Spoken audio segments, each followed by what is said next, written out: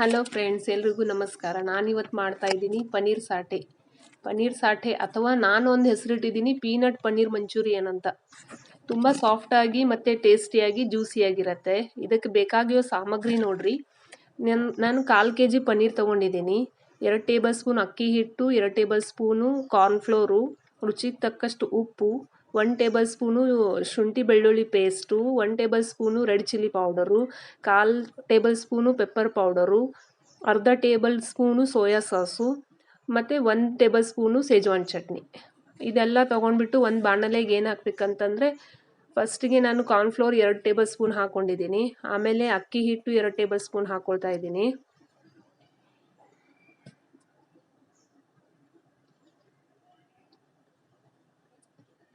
One table spoon ಖಾರ ಹಾಕ್ಕೊಳ್ಳಿ. ತುಂಬ ಖಾರ ಇತ್ತು ಅಂದರೆ ಕಡಿಮೆ ಹಾಕ್ಕೊಳ್ಳಿ. ನೀವು ಖಾರ ತಿಂತಿದ್ರೆ ಹಾಕಿ. ನಾನು ಇಲ್ಲಿ ಫುಲ್ಲು 1 ಟೇಬಲ್ ಸ್ಪೂನ್ ತೊಗೊಂಡು ಇನ್ನೊಂದು ಸ್ವಲ್ಪ ತೊಗೊಂಡಿದ್ದೀನಿ. 1 ಟೇಬಲ್ ಸ್ಪೂನು ಶುಂಠಿ ಬೆಳ್ಳುಳ್ಳಿ ಪೇಸ್ಟು, ಆಮೇಲೆ ಸೋಯಾ ಸಾಸು, ಸೇಜ್ವಾನ್ ಚಟ್ನಿ, ಆಮೇಲೆ ಪೆಪ್ಪರ್ ಪೌಡ್ರು, ಇದೆಲ್ಲ ಹಾಕಿ ಚೆನ್ನಾಗಿ ಕಲಿಸ್ಕೋಬೇಕು. ಸ್ವಲ್ಪ ಉಪ್ಪು ಹಾಕಿ, ರುಚಿಗೆ ತಕ್ಕಷ್ಟು ಹಾಕ್ಕೊಳ್ಳಿ ಉಪ್ಪು.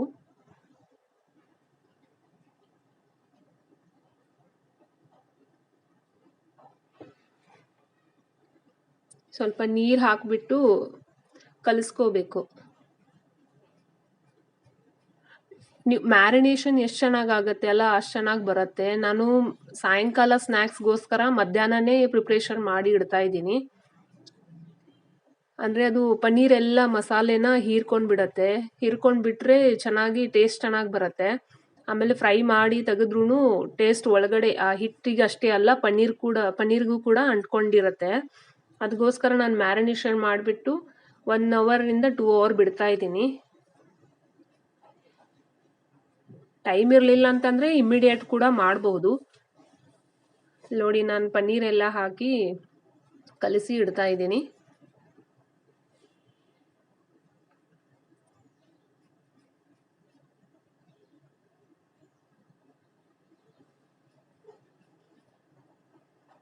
ಕಲಿಸ್ಬಿಟ್ಟು ಹಾಗೆ ಮುಚ್ಚಿಟ್ಬಿಡಿ. ತುಂಬ ಸಾಫ್ಟಾಗಿ ಜ್ಯೂಸಿಯಾಗಿ ಬರುತ್ತೆ.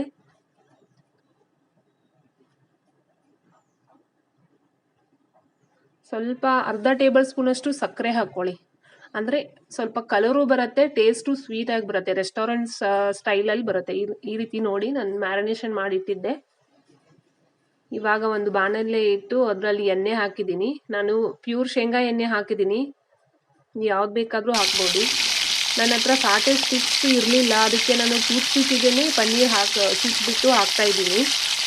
ನೋಡಿ, ಚೆನ್ನಾಗಿ ಫ್ರೈ ಆಗ್ತಾ ಇದೆ. ಒಂದೊಂದಾಗಿ ಹುಷಾರಾಗಿಬಿಡಿ.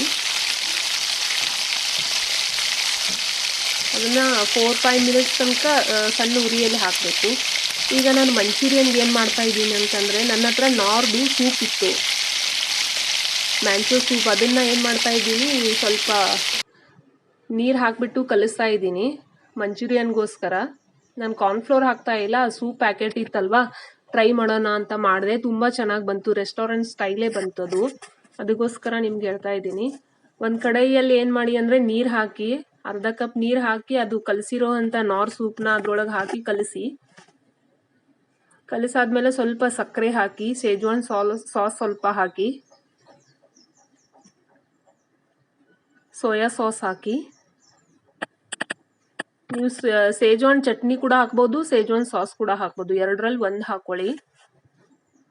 ಇಲ್ಲಿ ನೋಡಿ, ನಮ್ಮದು ಮಂಚೂರಿಯನ್ ಫ್ರೈ ಆಗಿ ಬಂದಿದೆ. ಎಷ್ಟು ಚೆನ್ನಾಗಿ ಬಂದಿದೆ, ಗರಿಯಾಗಿ. ಇದರಲ್ಲಿ ನಾನು ಶೇಂಗಾ ಪೌಡ್ರ್ ಹಾಕ್ತಾ ಇದ್ದೀನಿ. ನಾವು ಶೇಂಗಾ ಏನು ಮಾಡ್ಬೇಕಂದ್ರೆ, ಮೊದಲೇ ಹುರಿದಿಟ್ಟು ತಣ್ಣಗಾದ್ಮೇಲೆ ದಬ್ದಗಾಗಿ ಇದು ಮಾಡಬೇಕು, ಗ್ರೈಂಡ್ ಮಾಡ್ಕೋಬೇಕು, ತುಂಬ ಗರಿಯಾಗಿರೋ ಹಂಗೆ. ಆಮೇಲೆ ಇದು ಸ್ವಲ್ಪ ಟೊಮೆಟೊ ಕೆಚಪ್ ಹಾಕಿಬಿಟ್ಟು ಮಂಚೂರಿಯನ್ ಹಾಕಿದ್ರೆ ತಿನ್ನಲಿಕ್ಕೆ ರೆಡಿಯಾಗಿದೆ. ನೋಡಿ, ಹೋಟೆಲ್ ಸ್ಟೈಲಲ್ಲೇ ಬರುತ್ತೆ, ಮಾಡಿ ನೋಡಿ.